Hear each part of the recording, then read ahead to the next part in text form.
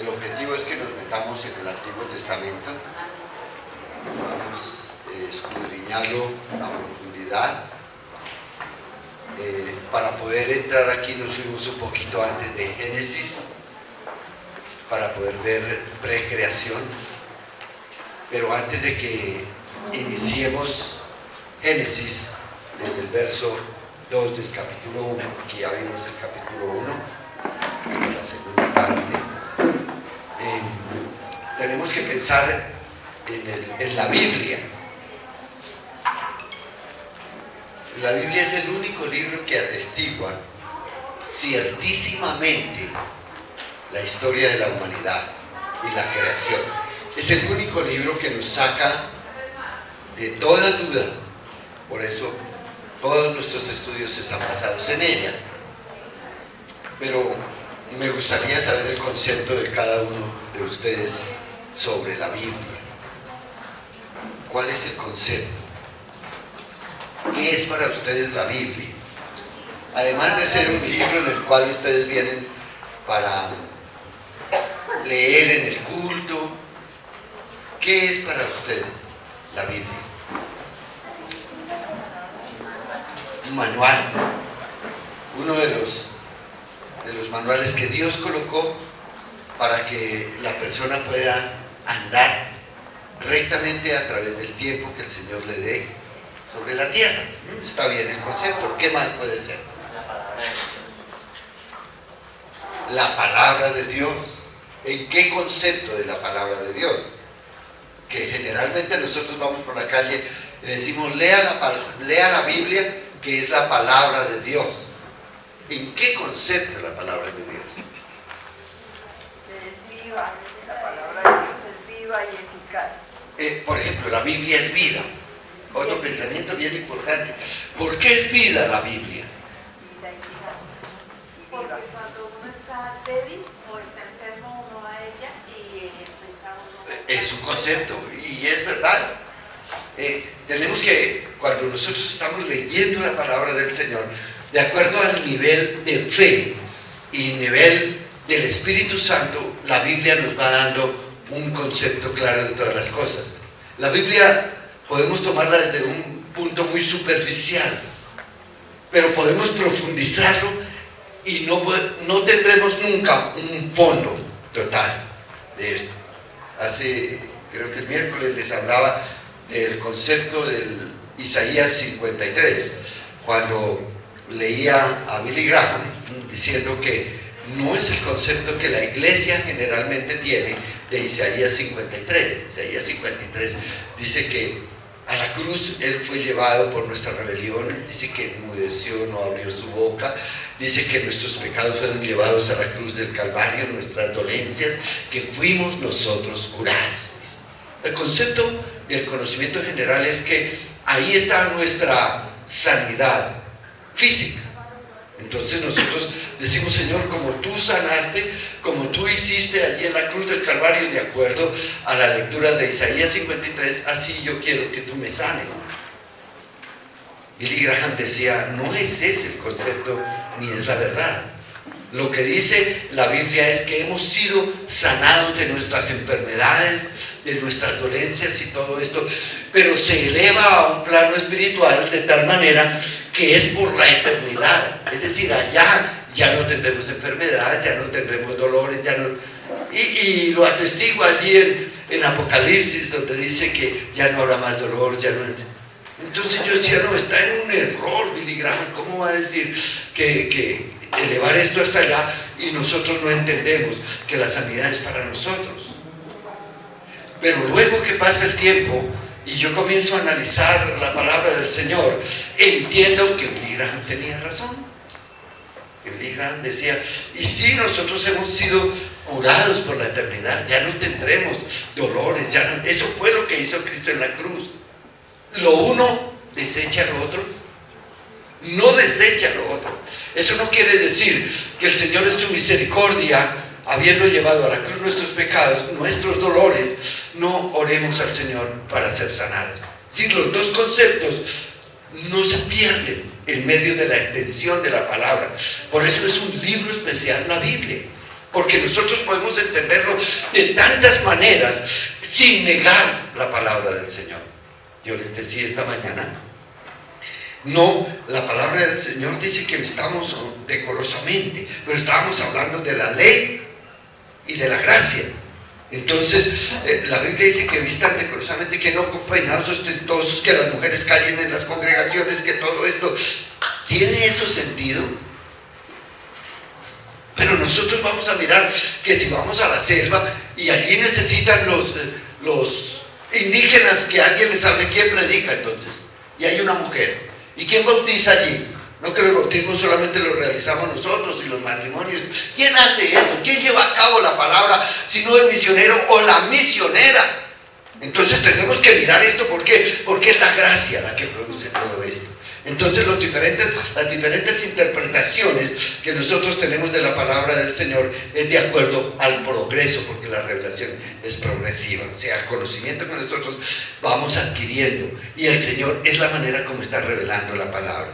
¿Es vida? Claro que es vida la palabra, el concepto de Rosita. Es vida, porque no solamente es la vida que nos da, como está diciendo, cuando estamos adoloridos, lo que sea, el Señor nos sana, sí, pero es vida eterna. A eso se refiere la palabra. En esto sí ya un poquito más profundo. Esa vida eterna, lo que nos da, está ahí en ese libro. El que nos dice, cree en el Señor Jesucristo y serás salvo tú y tu casa. Dios envió a su Hijo Jesucristo a morir en el Calvario. Él se hizo hombre por causa de nosotros. Y poder entender todas estas cosas nos vamos a dar cuenta que sí, la Biblia es vida y es vida eterna. Y nosotros vivimos y no moriremos. Otro concepto que tengan de Biblia. Es alimento. Pero usted no come Biblia, ¿no? Pero es alimento. Es alimento para nosotros, es alimento. Y note que es el alimento espiritual. Por medio de ella nosotros vamos alimentándonos y creciendo en la palabra y creciendo para la gloria de Dios. Y estamos creciendo nosotros y nos vamos fortaleciendo a pesar de que estamos envejeciendo. A pesar de que nuestro cuerpo se está deteriorando, nosotros estamos cogiendo fortaleza y estamos creciendo en Dios. ¿Qué más es la Biblia? Lámpara. Una lámpara, una luz, sí, un libro inspirado por Dios, desde luego. Ya hablaremos de inspiración. Es uno de los temas que vamos a tratar, pero es una lámpara, claro. Es lo que alumbra nuestra vida. Lo dice el Salmo 119. Lámpara es a mis pies tu palabra y lumbrera mi camino. ¿Y esto qué quiere decir? Es la que nos lleva en todo momento. Es decir, la Biblia nos guía en todo lo que nosotros tenemos que hacer. Tal vez no escuchemos al Espíritu Santo, pero la Biblia es una voz, como dice Hebreos. En la antigüedad hablaron nuestros profetas, pero hoy Dios ha hablado a través de su Hijo Jesucristo por medio de este libro para dirección de lo que nosotros hacemos. ¿Okay? Mira el concepto que ustedes tienen como cristianos de lo que es la Biblia. ¿Qué concepto tienen de fuera? Un libro más. Son historias. Tiene historia. Bien, es un libro que tiene historia, aunque no niega que no la tenga, pero para ellos puede ser exactamente un libro histórico, ¿no? Donde va a narrar la historia del pueblo de Israel. Tan histórico es que meten libros, otros de historia para complementarla. La Biblia no se puede complementar, está absolutamente completa. Pero ellos procuran, cuando nosotros miramos los libros apócrifos, los cuales también vamos a ver, cuando vemos Macabeo se narra la historia y según ellos completa la historia de los 400 años de silencio. Entonces ahí tenemos toda la historia del pueblo de Israel hasta la venida de Jesucristo. Entonces ellos acotan, ayudan. La Biblia no necesita ayuda. Dios quiso callar en 400 años, de la misma manera que cayó en hace 2000 años. Lleva 2000 años callado. La primera vez se demoró 400 y era un reflejo del tiempo de ahora. Solamente. Él cayó, terminó Malaquías y no hubo más inspiración de la Biblia. Lo demás son acotaciones que ha puesto la gente, por eso se llaman apócrifos, porque no son inspirados por Dios, no están aplicados, no están aprobados ni por el canon hebreo ni por el canon alejandrino. Hablaremos de esto cuando lleguemos al canon. Entonces, no están aprobados. Cayó el Señor. Vino el Señor, se escribieron los evangelios, las cartas de Pablo, se trazó la doctrina, se dio la explicación de por qué vino a través del Espíritu Santo y volvió y cayó.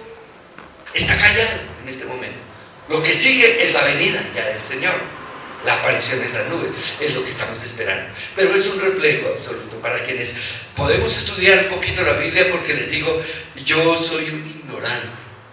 Por gracia de Dios estoy frente a ustedes y hablamos de esto, pero soy un ignorante en la palabra. Cada vez que entiendo algo digo, Dios, definitivamente es tan profunda la palabra, ¿no? Por eso, enamórense de ella, enamórense. Sea el libro particular donde usted no deje de estar. Y Dios habla. Mañana les decía de Viviana, cuando envía la porción, yo la estaba esperando y usted me la vio. 4 de la mañana, todavía no eran las 4 de la mañana, estaba orando al Señor allí y hablando y diciéndole, Señor, me angustia, desesperación. Y ella me manda la respuesta en el capítulo 18 de Salmos. Así es Dios.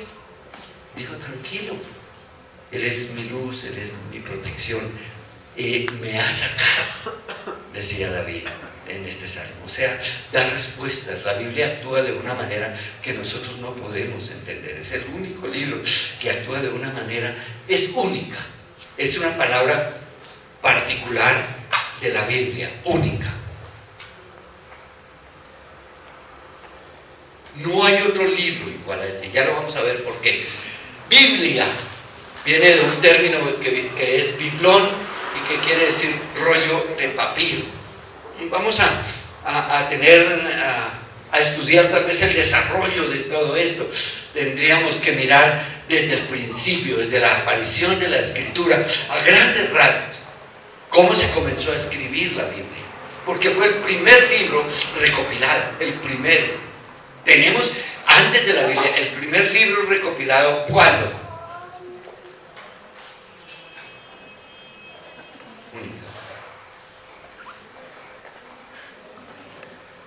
El primer libro recopilado se llamó la Septuaginta.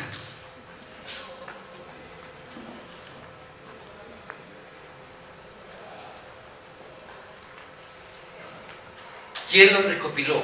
Me ayuda.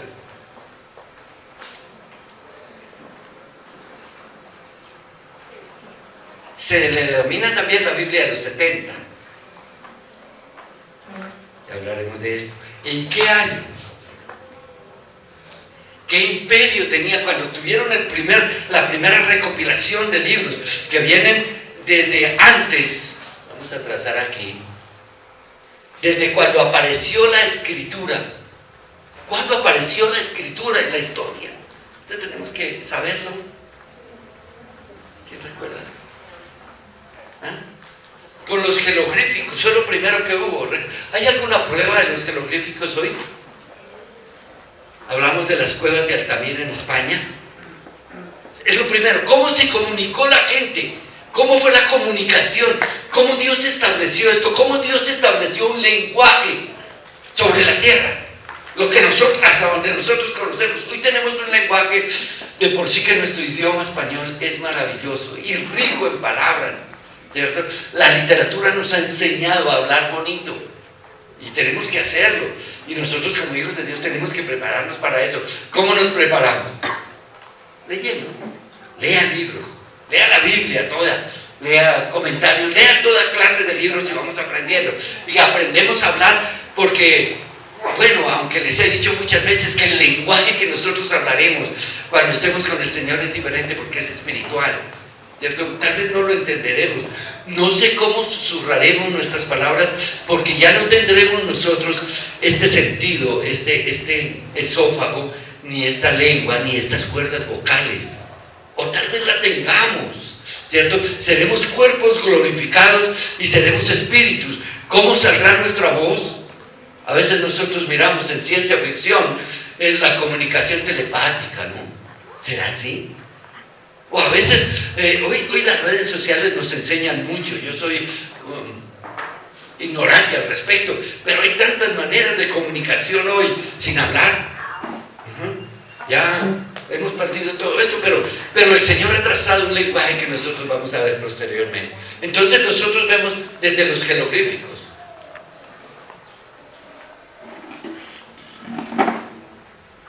en la antigüedad, los primeros. Luego tenemos ¿qué? Tenemos letras. Nacen los primeros imperios, lo que nosotros conocemos. El imperio, los más antiguos, el Egipto, la Mesopotamia.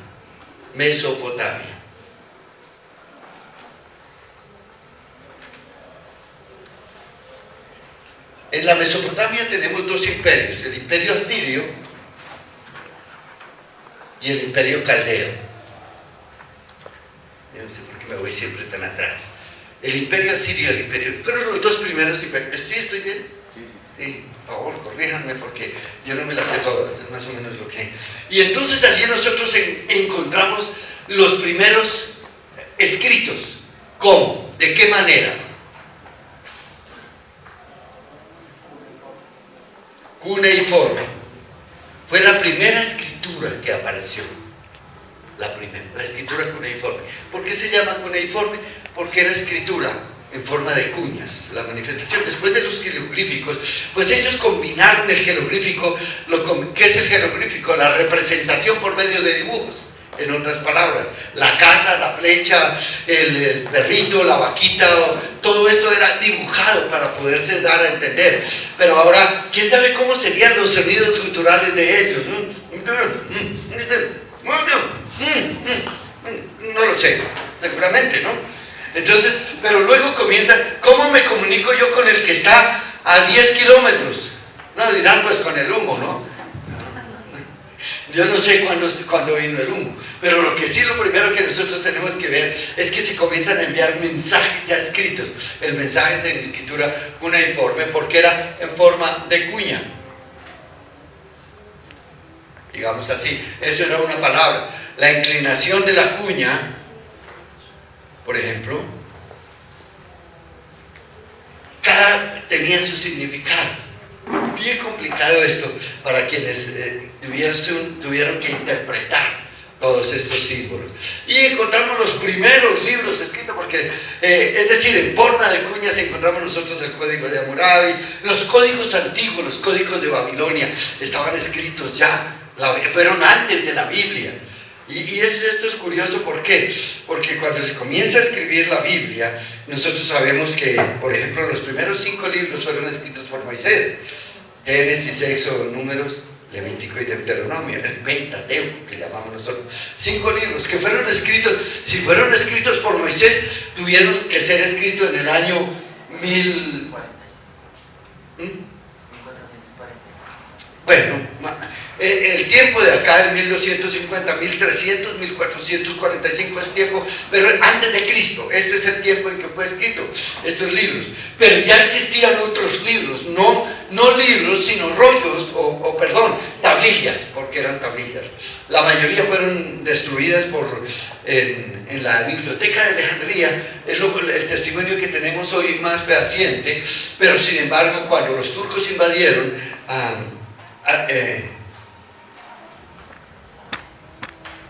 Bizancio tiene 3 nombres: Bizancio, Turquía y Alejandría.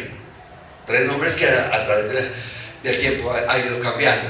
Allí fue destruido y se destruyó la mayoría de todas esas tablillas que tenían un valor histórico incalculable. Pero ellos escribían de esta manera. Están los primeros códigos y claro, cuando estos códigos, que son códigos de anteriores e historias anteriores, como uno de los imperios primeros de la India, por ejemplo, tiene el Ramayana y el Mahabharata. Son obras que son obras cumbres de literatura religiosa de los hindúes, y en ellos se está narrando, por ejemplo, el diluvio universal, no a la manera como está escrita en la palabra, pero está narrado. Moisés, yo no sé de dónde sacaría esto, pero sabemos que es inspiración del Espíritu Santo. Moisés lo narra, el diluvio universal, en su primer libro de Génesis, pero estaba escrito ya anteriormente, no de manera religiosa, sino de manera secular. O sea, los libros históricos nos están narrando lo que la Biblia está diciendo en cuanto a historia. Entonces tenemos la escritura cuneiforme. Después de la escritura vienen los primeros dialectos y todo esto. Cuando nosotros llegamos ya en la parte de la Biblia, nos encontramos hebreo, y arameo.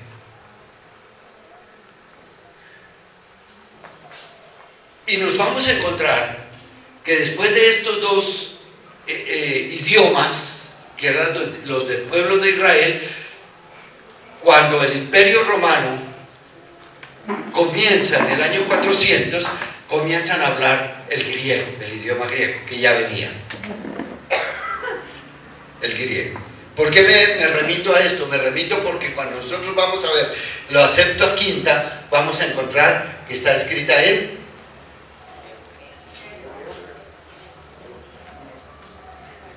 miren, por eso les estoy haciendo el recuento a grandes rasgos. Ya les haré un recuento mejor, pero a grandes rasgos estamos viendo esto para poder entrar en la Biblia. Nosotros vamos a llegar a desembocar en el imperio griego. Imperio griego que nació en el año 450 a.C. y que vino a terminarse aproximadamente en el año 180, 170 a.C., cuando el Imperio Romano entra a tomar posesión. Esto es histórico, tenemos que más o menos tenerlo en nuestra mente. Entonces, tenemos la Septuaginta, que estuvo escrita en el año 250, aproximadamente 200. Algunos historiadores dicen que en el 175 se terminó la recopilación de los primeros libros. Es la recopilación de todo el Antiguo Testamento, el más antiguo que tenemos, la Septuaginta, y lo tenemos en el año 230 antes de Cristo. Eso es lo que tenemos nosotros. La primera impresión bíblica la tenemos de aquel entonces. Más adelante nosotros vamos a tener, pues, ya viene el Señor Jesús, ya Mateo, Marcos y Lucas ya lo tenemos más específico, ya más escrito por los 4 evangelistas, ¿cierto? Y tenemos este tiempo, todas las cartas, todo esto escrito el Nuevo Testamento en los siguientes 100 años. El Nuevo Testamento, desde el año 1 hasta el año 100. En el año 1, porque tenemos la historia dividida así, en el año 1 nosotros tenemos los evangelios, nos narran desde ese entonces, ¿cierto? Y en el año 100 aproximadamente, podemos estar variando unos añitos, unos 5 años más, unos 5 años menos. Ya, cuando aquí nosotros estamos tal vez equivocados en 100 o 200 años, en el año en cuando se escribió el Pentateuco, en el año 1445. Algunos historiadores dicen que es en el 1245 o 1250. No es relevante para nosotros en los cálculos, pero sí entendemos que aquí en el 230 cada vez vamos precisando más las fechas y los sitios, más o menos. Hoy tenemos que a nosotros nos pueden estar mirando aquí desde el espacio con error de 10 centímetros, no, de 10 centímetros. En Estados Unidos pueden estar mirando al Beiro. Necesitamos saber dónde está el Beiro. Con el GPS y el margen de error es de 10 centímetros. Y las fechas son absolutamente exactas hoy en el tiempo, pero en la antigüedad no era así. Entonces, cuando vayamos a ir estudiando Génesis, sobre todo, vamos a encontrarnos nosotros con una variación de tiempo, y los profetas, y de cantidades de gentes. Nosotros hablamos de miles de gentes cuando allí no había sino una población pequeña, eran tribus, y hablan de 32,000 en los tiempos de la pelea de Gedeón. Había 32,000 allí que tenía Gedeón, y los otros ejércitos eran innumerables. Entonces vamos a tener, ¿cómo innumerables? ¿Cuántos eran? ¿Cuántos hay hoy en el ejército de Colombia? ¿Quién me dice dónde están? Bueno, yo no sé cuántos habrán, pero son gran cantidad. Entonces, cuando nosotros hacemos esos cálculos, es necesario que nosotros miremos las variaciones que tiene la palabra y las interpretaciones bíblicas. Entonces, estamos aquí hasta el año 100. De ahí en adelante, del año 100, nosotros vemos los religiosos israelitas tratando de mantener la palabra, fiel. Porque se terminó en el Apocalipsis y la palabra dice: nadie añadirá ni una jota, nada se añadirá a este libro. Pero no falta quien quiera añadir y escribir el Evangelio de Lucas y el Evangelio de María y todo eso, y incluirlo en la palabra, incluirlo dentro de la Biblia. Por esa razón los israelitas, que fueron los primeros que cuidaron de esto, se van a Tiberíades desde el año 200 hasta el año 800 para tratar de organizar la palabra y no dejarla filtrar de nada de todos los escritos que estaban pululando en aquella época. Les gustaba escribir y salió de ellos el texto masorético.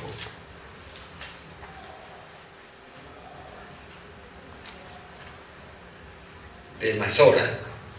¿Quién lo escribió? Los escribientes, los que ayudaron a escribir. Cuando nosotros vemos en la carta de Pedro, dice Pedro y Silvano, el escritor de la carta de Pedro. ¿Quién era? Un escribiente, dictado por Pedro, pero secretarios, que ahora vamos a ver cómo se conservó todo esto, pero a grandes rasgos. Y de aquí del texto masorético, con las primeras impresiones de la Biblia, las primeras traducciones bíblicas, comenzamos a tener una serie de variaciones en todo esto, hasta hoy, ¿no?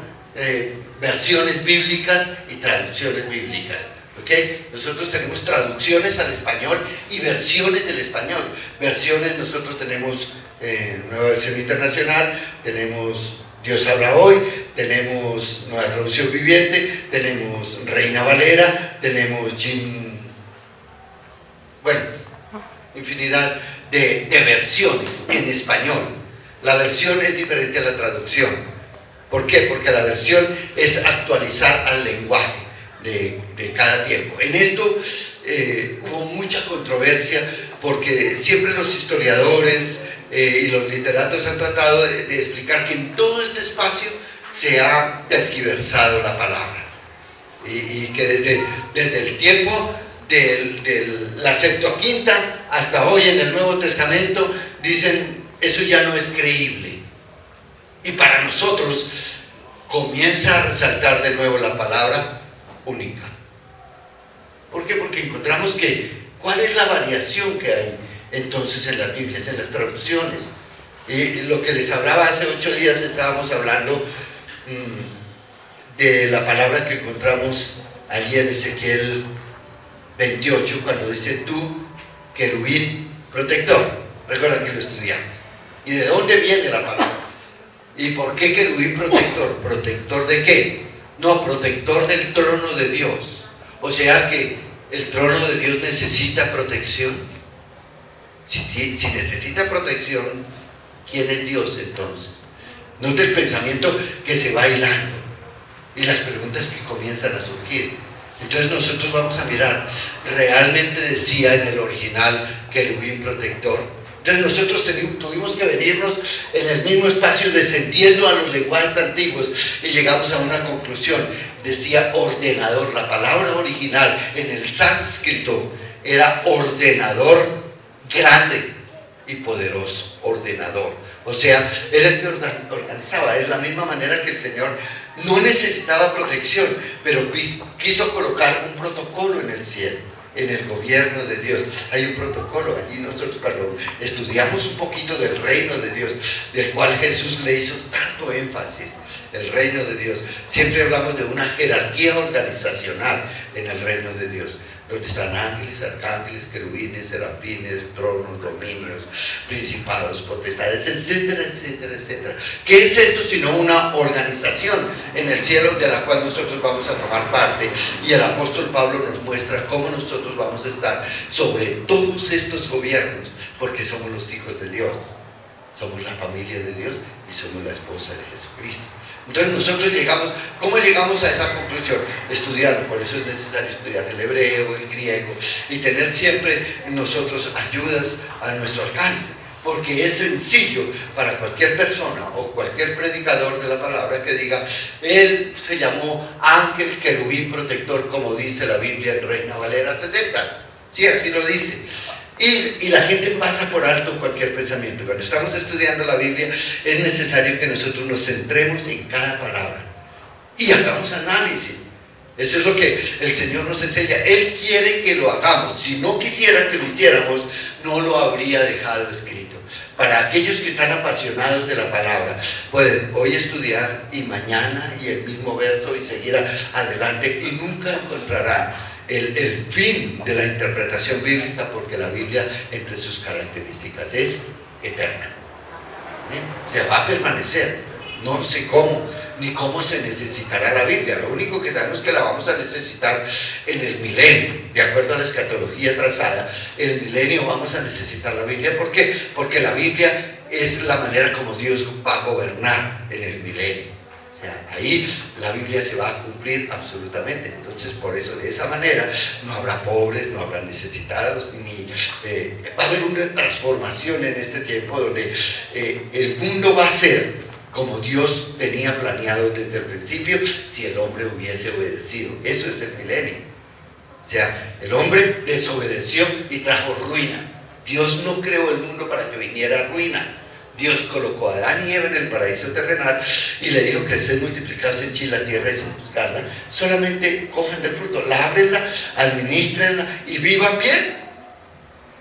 Amen el uno al otro. Luego comienza a dar las leyes, ¿no? Pórtense bien, hagan lo que es correcto, manejen la naturaleza que se la estoy entregando a ustedes, manejenla, administrenla. Los necesito que aprendan a administrar, porque el propósito de Dios es que el hombre aprenda a administrar mientras está sobre la tierra, porque la administración de los cielos nos corresponde a nosotros. Esa es la razón por la cual Él quiere.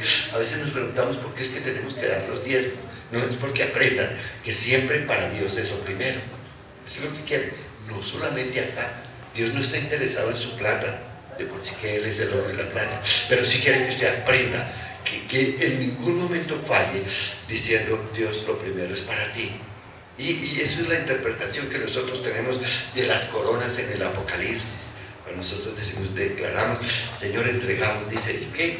Y arrojaban coronas delante de Él. El arrojar las coronas es eso. No es traer la corona y quitársela y ponerla ahí, como a veces lo hacemos en el encuentro, o como algunos teólogos dicen, que va a haber un montón infinito de coronas de oro. ¿Para qué quiere Dios oro y coronas? El dueño de los cielos, del universo, va a querer piedras preciosas, también las creó todas, o coronas, o oro, o plata.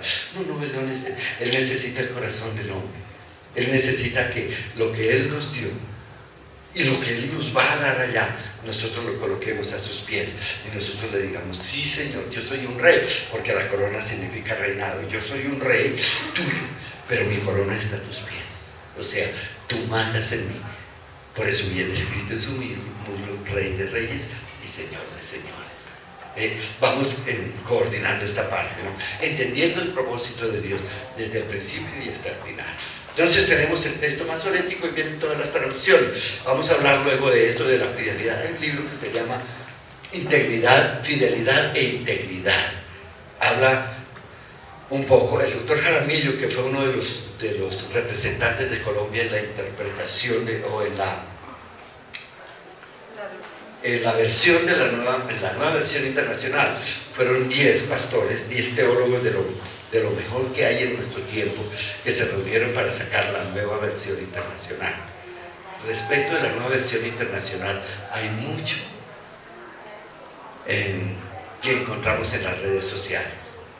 Ustedes van a encontrar allí que no están de acuerdo porque se cortó la palabra, porque se hizo esto, porque el que compró la traducción para sacarla a la venta fue una persona que era mala, que era pornográfico, no sé qué. Todas esas cosas las van a encontrar ustedes en las redes sociales. Seguramente sí, seguramente no es relevante para mí. Yo tomo la nueva versión internacional y miro realmente la inspiración de Dios en ella. Algunas cosas no están, si nosotros, como hemos hablado, encontramos Juan 4, en la porción del paralítico de Bethesda. Paralítico de Bethesda.